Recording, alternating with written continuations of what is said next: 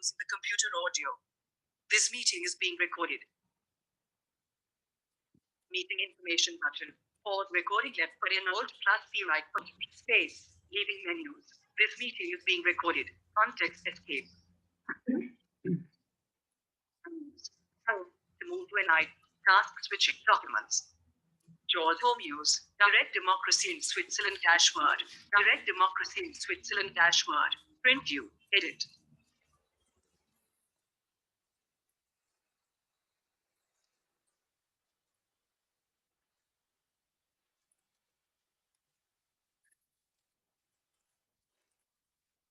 आज हम इस रेमेडियल क्लास में स्विट्जरलैंड में प्रत्यक्ष लोकतंत्र के जो उपकरण है उसकी बात करेंगे।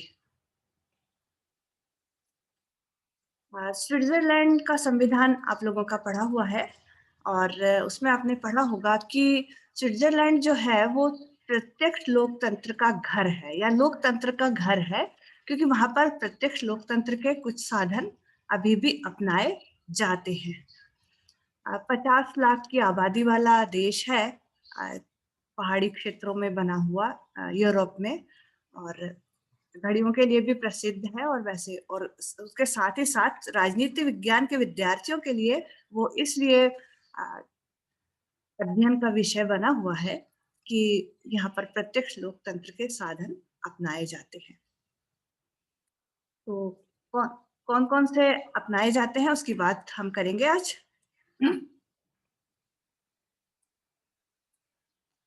प्रत्यक्ष लोकतंत्रीय कैंटनों में जो शासन व्यवस्था है उसकी बात करेंगे। उसके पहले मैं एक बात आपको बता दूं कि स्विट्जरलैंड एकमात्र ऐसा देश है जहां पर कई कैंटनों में अनिवार्य मतदान की व्यवस्था भी है।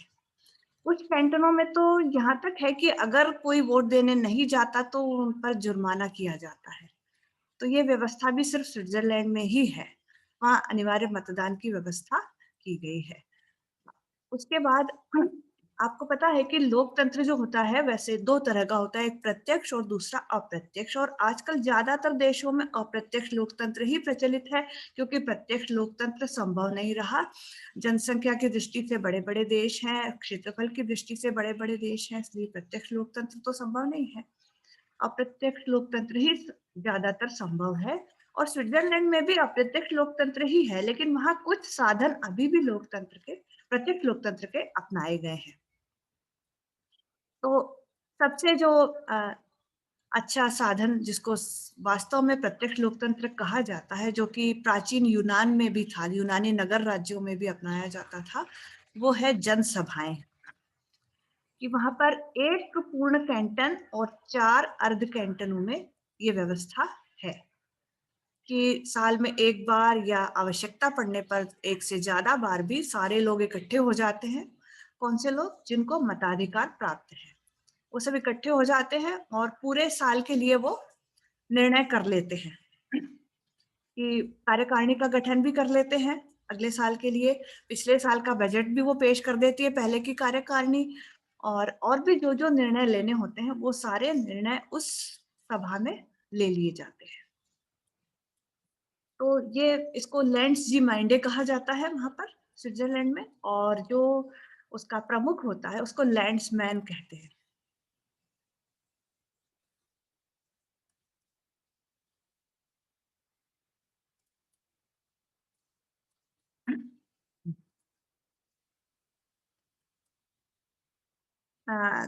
दूसरा है, इसके अलावा जो साधन अपनाए जाते हैं उसमें है एक जनमत संग्रह और दूसरा है आरंभक। जनमत संग्रह को रेफरेंडम कहते हैं या प्लेबिसाइड भी कहते हैं, और आरंभक को इनिशिएटिव कहा जाता है। तो इन दोनों की बात हम करेंगे। उसके पहले मैं आपको इन दोनों का अर्थ बता दूं, जनमत संग्रह क्या होता है और आरंभक क्या होता है।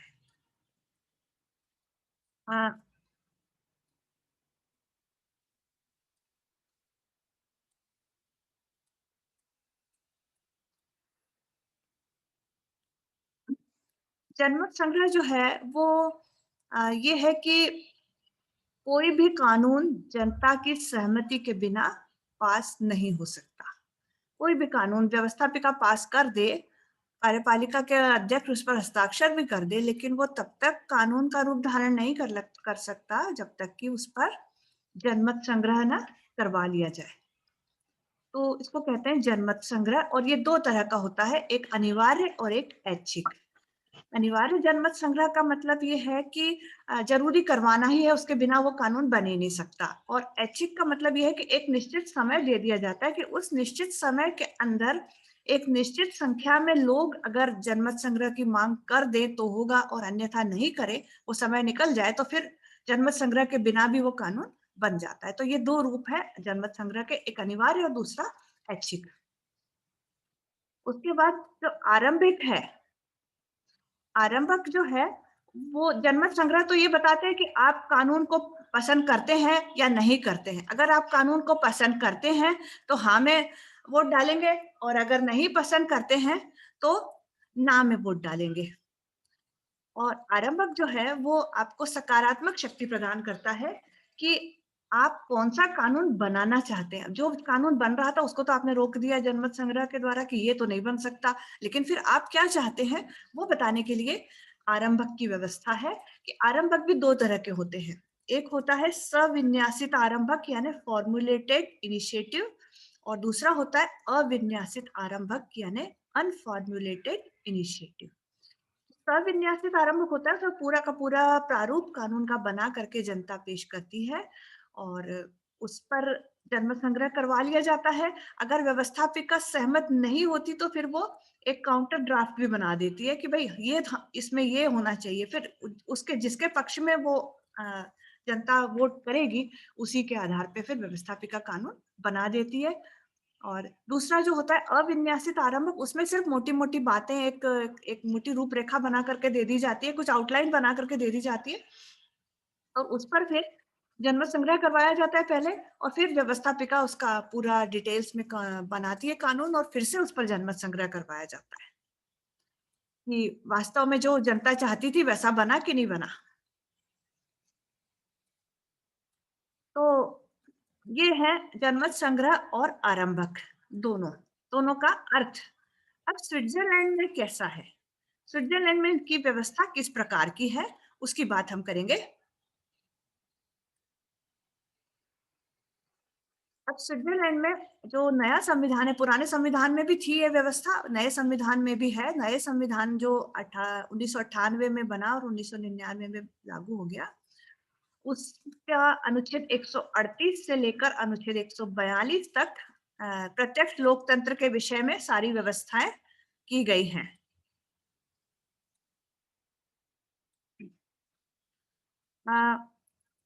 इसमें संविधान संशोधन के विषय में तो अनिवार्य लोक निर्णय की व्यवस्था है, अनिवार्य जनमत संग्रह की व्यवस्था है। लोक निर्णय और जनमत संग्रह एक ही बात है, ठीक है। तो जो संविधान संशोधन होता है वो पूर्ण हो या आंशिक हो, बिना जनमत संग्रह के स्वीकृत नहीं होगा। और वो जो जनमत संग्रह होगा उसमें जनता की स्वीकृति भी ली जाएगी और कैंटनों की स्वीकृति भी ली जाएगी। आपको ये समझ में नहीं आएगा कि भाई जनता की स्वीकृति ले ली तो फिर कैंटनों की स्वीकृति क्यों ले ली। तो वहां पर संघीय व्यवस्था है ना, तो जनता, हो सकता है सारी जनता नहीं जाए वोट देने, कुछ लोग जाएंगे कुछ नहीं भी जाएंगे। उसके साथ साथ कैंटन उससे सहमत है कि नहीं वो भी ले लिया जाता है। तो कैंटनों का बहुमत भी उसको स्वीकार करे और जनता का बहुमत भी स्वीकार करे, तभी वो संविधान संशोधन पास माना जाता है। और अगर दोनों में से कोई एक नहीं स्वीकार करता, यानी समझ लो जनता ने स्वीकार कर लिया कैंटनों ने नहीं किया, या कैंटनों ने कर लिया और जनता ने अस्वीकृत कर दिया, तब फिर वो संविधान संशोधन विधेयक रद्द माना जाएगा। तो अब ये जो संविधान संशोधन होता है इसके दो चरण होते हैं। एक होता है प्रस्तावना यानी प्रस्तुत किया जाना, दूसरा होता है उसकी पुष्टि रेटिफिकेशन। तो दोनों ही स्थितियों में जनमत संग्रह करवाया जाता है, मतलब दो बार जनमत संग्रह होता है। पहले संविधान संशोधन का प्रस्ताव रखा जाता है, उस पर जनमत संग्रह होता है कि भाई ये प्रस्ताव रखा जाए कि ना रखा जाए। उसके बाद में जब उसमें स्वीकृत हो जाता है कि हाँ ये रखा जाना चाहिए, फिर उस पर पूरा संशोधन प्रस्ताव बना लिया जाता है। जो उनकी जो संसद है, राष्ट्रीय संसद, हाउस ऑफ रिप्रेजेंटेटिव और कांग्रेस से मिलकर के जो बनी है, वो उसको पास कर देती है। उसके बाद अनुसमर्थन, रेटिफिकेशन होता है, उसका पुष्टि होती है। उसके लिए भी फिर से जनमत संग्रह करवाया जाता है और दोनों बार कैंटनों का भी जनमत संग्रह होता है और जनता के द्वारा भी, और दोनों में जब वो स्वीकृत हो जाता है तभी वो माना जाता है। और संविधान संशोधन भी या तो पूर्ण होता है या आंशिक होता है। तो पूर्ण संशोधन के लिए तो है ही, पूर्ण संशोधन की जब मांग की जाती है, मतलब मेजर पार्ट में संशोधन हो जाता है तो उसको पूर्ण संशोधन कहते हैं। तो पूर्ण संशोधन की जब मांग की जाती है तो जनमत संग्रह होने के पहले ही वो जो उनकी नेशनल असेंबली है, जो राष्ट्रीय संसद है, वो विघटित हो जाती है, नई संसद का चुनाव होता है और वो फिर पूरा बिल का बनाती है ड्राफ्ट, और फिर उस पर जनमत संग्रह करवाया जाता है। तो पूर्ण संशोधन के विषय में तो ये भी व्यवस्था है। और आंशिक संशोधन में ऐसा नहीं होता। आंशिक संशोधन तो जो प्रेजेंट जो असेंबली है वही कर लेती है और फिर उस पर जनमत संग्रह करवा लिया जाता है। अब ये जो पूर्ण संशोधन का जो प्रस्ताव है, ये दो परिस्थितियों में अनिवार्य जनमत संग्रह के लिए प्रस्तुत किया जाता है। अगर प्रस्ताव संघीय संसद के किसी एक सदन या किसी एक सदन द्वारा पेश किया गया है और उसके संबंध में दोनों सदनों में मतभेद है, और दूसरी बात, यदि संशोधन प्रस्ताव 1 लाख स्विस मतदाताओं द्वारा प्रस्तावित किया गया है तो उसको जनता के सम्मुख स्वीकृति के लिए अवश्य प्रस्तुत किया जाता है। आंशिक संशोधन का प्रस्ताव करना है तो अगर सविन्यासित आरंभक के रूप में संघीय संसद के पास पेश किया जाता है तो वो उसको लोक निर्णय के लिए प्रस्तुत कर देती है। अगर वो सहमत नहीं होती तो एक काउंटर ड्राफ्ट भी बना देती है अपना, कि भाई हमको ये पसंद है, और फिर जो जो स्वीकृत हो जाए उस पर कानून बना दिया जाता है। और अगर अविन्यासित है तो पहले जनमत संग्रह होगा, फिर कानून बनाएगी संघीय संसद उसको, उस पर अगर वो उससे सहमत नहीं है तो वो उस पहले ही मना कर देगी, जनता को कहेगी, अपील करेगी कि आप इसको अस्वीकृत कर दे। ठीक है, उसके बाद भी अगर जनता ने स्वीकृत कर लिया तो फिर वो कानून बनाती है और फिर उसके आधार पर फिर से जनमत संग्रह करवा लिया जाता है।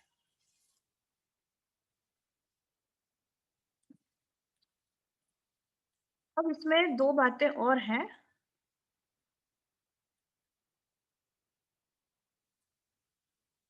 जो अनुच्छेद 139 है उसका पार्ट बी और सी,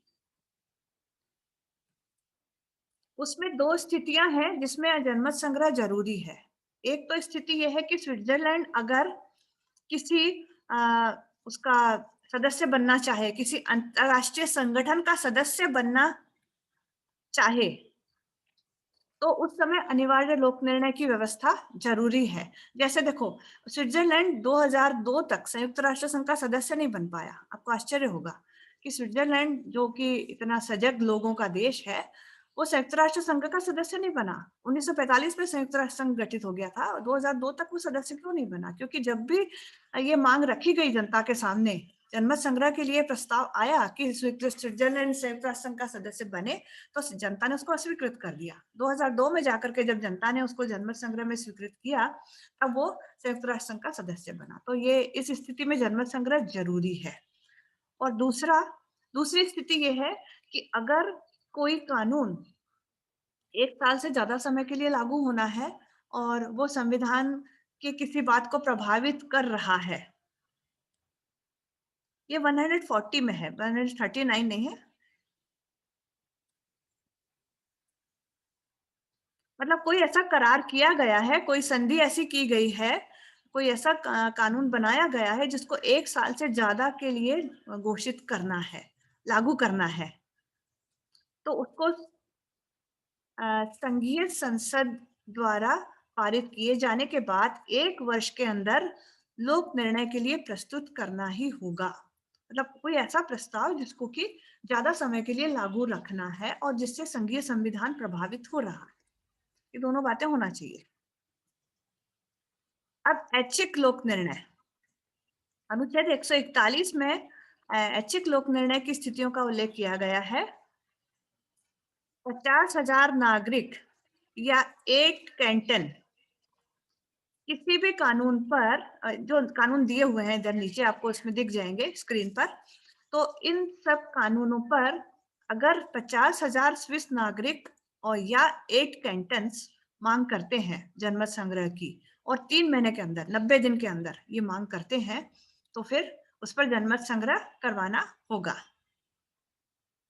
कोई भी आदेश जारी होने या कोई संधि होने के 90 दिन के अंदर 50,000 स्विस नागरिक जनमत संग्रह की मांग करते हैं, तो उस पर जनमत संग्रह जरूरी है। ये विषय है संघीय अधिनियमों पर एक ऐसे संघीय अधिनियम जिनको अत्यावश्यक करार दे दिया गया हो, 1 वर्ष से ज्यादा समय के लिए लागू करने की घोषणा की गई है। फिर संविधान या संघीय अधिनियमों की सीमा के भीतर जारी किए गए संघीय आदेश। तीसरा, निम्न श्रेणी की अंतरराष्ट्रीय संधियां जो हैं उस पर भी ऐच्छिक लोक निर्णय की व्यवस्था है। वो संधियां हैं ऐसा अंतरराष्ट्रीय संधियां जो असीमित समय के लिए हैं, जिनको जल्दी ही समाप्त नहीं किया जा सकता। लंबे समय के लिए संधियां अगर अंतरराष्ट्रीय हैं तो उस पर लोक निर्णय, ऐच्छिक लोक निर्णय की व्यवस्था है।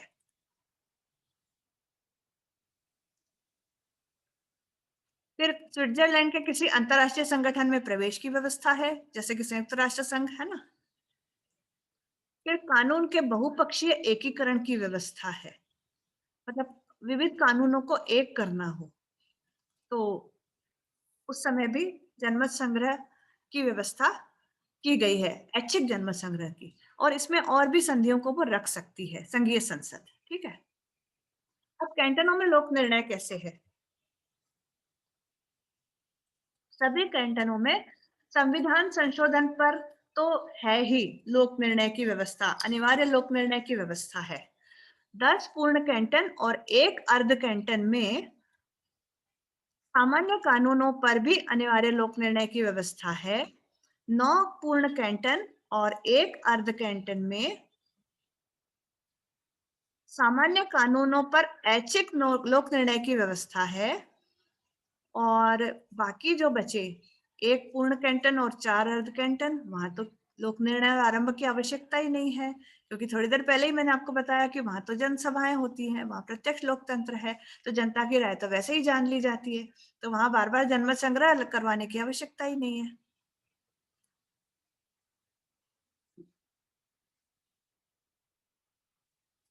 तो हर एक कैंटन ने अपने हिसाब से वो तय कर रखा है कि कितने समय में कितने मतदाता मांग करेंगे तो जनमत संग्रह करवाया जाएगा ऐच्छिक, तो वो उन्होंने अलग व्यवस्था कर रखी है। कुछ कैंटन ऐसे हैं जहां पर वित्तीय मामलों में भी जनमत संग्रह की व्यवस्था है, जैसे 1 लाख फ्रैंक से ज्यादा या 2 लाख फ्रैंक से ज्यादा कुछ राशि उन्होंने तय कर दी है कि इससे ज्यादा अगर एक साथ खर्चा करना है तो जनता से राय लिए बिना नहीं किया जाना चाहिए। तो ये भी एक अच्छी व्यवस्था है। अब है आरंभक या इनिशिएटिव। अब स्विट्जरलैंड में जो आरंभक की व्यवस्था है, इनिशिएटिव की जो व्यवस्था है, वो संविधान संशोधन पर ही है, इसीलिए उसको संवैधानिक आरंभक कहा जाता है, कॉन्स्टिट्यूशनल इनिशिएटिव ही कहा जाता है।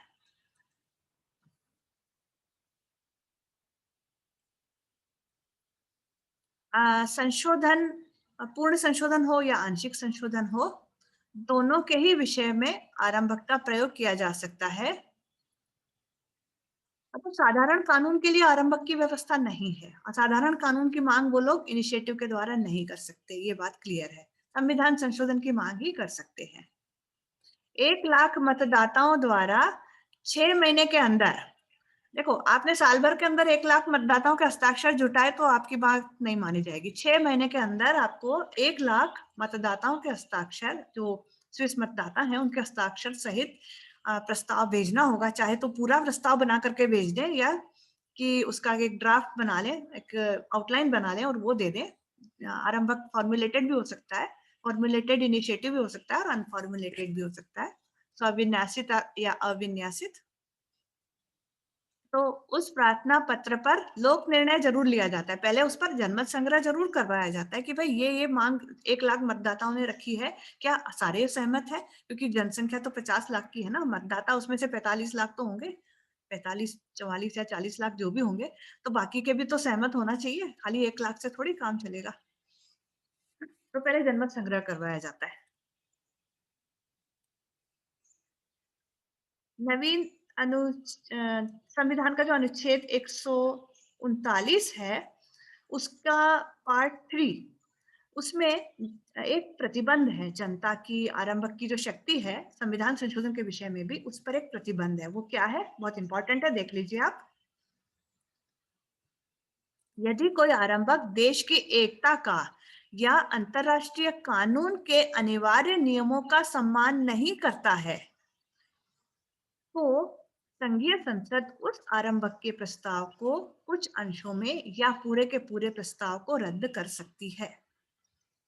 ठीक है, या तो अंतरराष्ट्रीय कानून का उल्लंघन हो रहा है, या किसी संधि का उल्लंघन हो रहा है, या राष्ट्र की एकता का खंडन हो रहा है, तो वो इस आधार पर संघीय संसद को ये पावर दिया गया है कि वो इस आरंभक का कर पूरी तरह से समाप्त भी कर सकती है या संशोधन कर सकती है।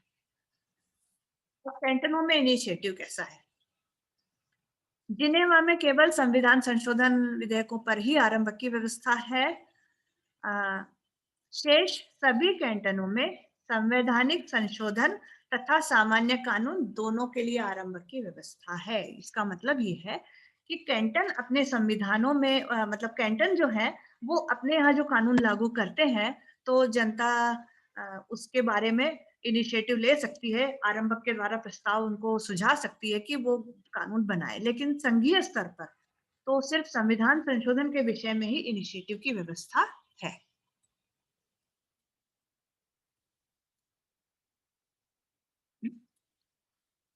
अब हम देखेंगे प्रत्यक्ष लोकतंत्र के उपकरणों का मूल्यांकन, कि क्या ये प्रत्यक्ष लोकतंत्र के उपकरण सही हैं या इसकी कुछ आलोचना भी की जाती है। तो हर चीज के दोनों पक्ष होते हैं, इसके भी दोनों पक्ष हैं, इसकी आलोचना भी की जाती है, इसकी खूब प्रशंसा भी की जाती है। तो हम दोनों की बात करेंगे। सबसे पहले इसका जो इसकी जो प्रशंसा की जाती है, इसकी खूब तारीफ की जाती है कि प्रत्यक्ष लोकतंत्र के साधन जो हैं बहुत सही हैं। तो उसके तर्क कौन-कौन से इसके पक्ष में तर्क दिए जा रहे हैं। तो सबसे पहला है कानूनी प्रभु पर नियंत्रण, कि जो कानूनी प्रभु कौन है? हमारी जनता ही है ना। जनता अपनी शक्ति किसको दे रही है? वास्तव में तो जनता है, लेकिन जनता अपनी शक्ति किसको देती है? विधानमंडल को, कि वो उसकी तरफ से कानून बनाए। और वो अगर कानून सही नहीं बना रहा है तो जनता का एक नियंत्रण तो होना ही चाहिए ना। एक विद्वान है सिक फ्रेडीज, उन्होंने कहा था कि स्विस जनता जनमत संग्रह के रूप में अंतिम शब्द कहने का दायित्व अपने पास रख रही है, अधिकार अपने पास रख रही है, और आरंभक के रूप में पहला शब्द कहने का अधिकार अपने पास रख रही है। तो ये बात सही है कि कानूनी प्रभु पर नियंत्रण तो होता है। दूसरा, लोक निर्णय जो है वो शासन की त्रुटियों का उपचार है, कि शासन अगर गलत कानून पास कर देता है तो जनता जनमत संग्रह में उसको उसके पास एक मौका है कि वो उस गलत कानून को पास होने से रोक दे। तीसरी बात, जो आरंभक है वो भी शासन की भूलों का उपचार है, कि अगर वो नहीं कानून बना रही है, लापरवाही कर रही है, उदासीन है और कानून बनाने की आवश्यकता है, तो जनता आरंभक के द्वारा उसको ये बता सकती है कि आपको ये नहीं, ये कानून बनाना चाहिए। चौथी बात, राजनीतिक दलों का महत्व कम होना। जो राजनीतिक दल है वो क्या करते हैं, खुद को बहुत ज्यादा वो सोच समझते हैं कि हमारे बिना तो लोकतंत्र चल ही नहीं सकता। तो यहाँ जब जनता के पास लोक निर्णय और आरंभक की शक्ति है कानून बनाने के क्षेत्र में, तो राजनीतिक दलों का प्रभाव कम हो जाता है और फिर वो अपना ठीक से काम करने लगते हैं। कोई व्यक्ति को, किसी को बहुत ज्यादा इंपॉर्टेंट बना लिया जाए ना, तो वो अपनी इंपॉर्टेंस दिखाता है। तो इसलिए यहाँ राजनीतिक दलों को अपनी इंपॉर्टेंस दिखाने का मौका कम मिलता है। जनता में राजनीतिक विषयों के प्रति जागरूकता भी पैदा होती है कि वो खुद कानून बना रहे हैं, कानून पर जनमत संग्रह के लिए जा रहे हैं तो समझेंगे तो सही उस कानून को कि है क्या, उसका क्या परिणाम होगा, तभी वो उसको हाँ या ना में वोट डालेंगे। तो जागरूकता तो बढ़ती ही है। उसके अलावा जनता और प्रतिनिधियों में संपर्क भी स्थापित हो जाता है। नहीं तो हम तो क्या करते हैं 5 साल के लिए चुन करके भेज देते हैं, 4 साल 364 दिन तक ना प्रतिनिधि हमारे पास आते हैं, ना हम प्रतिनिधियों के पास जा पाते हैं। और वो उनको जैसा करना होता है वैसा करने लगते हैं। बस आखिरी में जब उनको वोट चाहिए होता है तब आ जाते हैं आपके दरवाजे पे। लेकिन यहाँ ऐसा नहीं होता। यहाँ तो जनमत संग्रह हो रहा है तो भी वो आकर के आपको बताएँगे कि नहीं ये कानून है, इसको आप हाँ में हस्ताक्षर कीजिए, हाँ में वोट डालिए। तो जनता और प्रतिनिधियों के बीच में लगातार संपर्क बना रहता है। कानूनों को नैतिक शक्ति भी प्राप्त हो जाती है कि भई जब जनता का समर्थन मिल गया तो नैतिक शक्ति तो प्राप्त होगी ही, नेचुरल है। विधायक जो है वो अपने कर्तव्य के प्रति सजग होते हैं। उनको पता है कि नहीं हम करेंगे तो जनता मांग कर लेगी इसलिए हम खुद ही कर लें। फिर इससे देशभक्ति की भावना में भी वृद्धि होती है क्योंकि कानून वो खुद बना रहे हैं, कानूनों का पालन भी करेंगे। अभी तो क्या सरकार कानून बनाती है, हमारा उसमें कोई रोल नहीं होता तो हम कई बार उसको जितने कानून बनते हैं उतने ही हम उसको तोड़ने के उपाय सोचने लग जाते हैं। लेकिन यदि हमने खुद जनमत संग्रह से उस कानून को स्वीकार किया है, तो हम उसका उल्लंघन तो करेंगे ही नहीं और इसलिए देश की प्रति भक्ति की भावना जागृत होती है। तो ये तो था इसका पक्ष। अब इसकी आलोचना। साधारण जनता कानून निर्माण का जटिल कार्य करने योग्य नहीं होती। साधारण जनता जो होती है वो कानून निर्माण का कार्य बहुत जटिल होता है, उसको समझ नहीं पाती और फिर कई बार गलत निर्णय भी हो जाते हैं। दूसरी बात, व्यवस्थापिका के सम्मान में कमी आती है कि जब जनता ही ये सब कर रही है तो व्यवस्थापिका क्या चीज है ना? व्यवस्थापिका अनुत्तरदायी और लापरवाह भी हो जाती है। उसको ये लगता है कि हमको क्या ज़रूरत है जब जनता खुद ही कर रही है। जनता सब बता देगी, जब नहीं करना होगा तो खुद ही बता देगी, हमको क्यों पेन लेना है, हमको क्यों तकलीफ सहन करना है। जनता की उदासीनता, कभी-कभी ये भी होता है कि बार-बार जनमत संग्रह हो रहा है, बार-बार वोट देने जा रहे हैं, तो जनता भी उदासीन हो जाती है कि क्या रोज़-रोज़ जाना है काम छोड़ के। फिर समय और धन का अपव्यय भी होता है। हर बार जनमत संग्रह की व्यवस्था करो, तो उसमें समय भी जाता है और धन भी लगता है। राजनीतिक दलों और अवांछित व्यक्तियों का शक्तिशाली होना, ये यहाँ इसका उल्टा भी है कि कई बार उनका महत्व कम हो जाता है, कई बार वो ज़्यादा शक्तिशाली हो जाते हैं। वो फिर भोली-भाली जनता को अपने पक्ष में करने के लिए गलत तरीकों का प्रयोग भी करने लगते हैं।